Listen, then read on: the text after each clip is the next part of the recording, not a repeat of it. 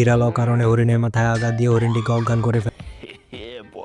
তারপর বিড়াল হরিণকে জালে বেঁধে নিয়ে আসলো তাকে জবাই করার জন্য। যখন ছুরি দাঁত দিচ্ছে তখন হরিণটি উঠে বিড়ালের সাথে মারামারি করলো এবং বিড়ালকে কাছে বেঁধে রাখলো। হরিণটি যখন দূরে গেল তখন বিড়ালটি চিতাবাঘকে কল দিয়ে বলল, আমাকে বাঁচা। চিতাবাঘটি তার গাড়ি নিয়ে আসার সময় হরিণটি টের পেল এবং হরিণটি চিতাবাঘকে তীর দিয়ে আঘাত করলো এবং তাকে বেঁধে নিয়ে আসলো, বিড়ালের সাথে বেঁধে রাখলো। তখনও বাঘটি বাজ পাখিকে কল দিল। বাজ পাখি কল দিল ডাইনোসরকে এবং দুজনে গাড়ি নিয়ে আসতে লাগলো।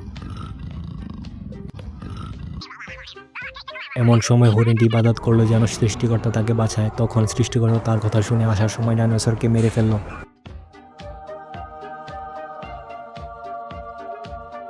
এবং বাজ পাখিটিও হরিণটি বিড়ালের সাথে বেঁধে রাখলো এবং তাদেরকে চাবুক দিয়ে আঘাত করতে লাগলো। এরকম ঘটনা আরও দেখতে চাইলে চ্যানেলটি সাবস্ক্রাইব করে পাশে থাকবেন।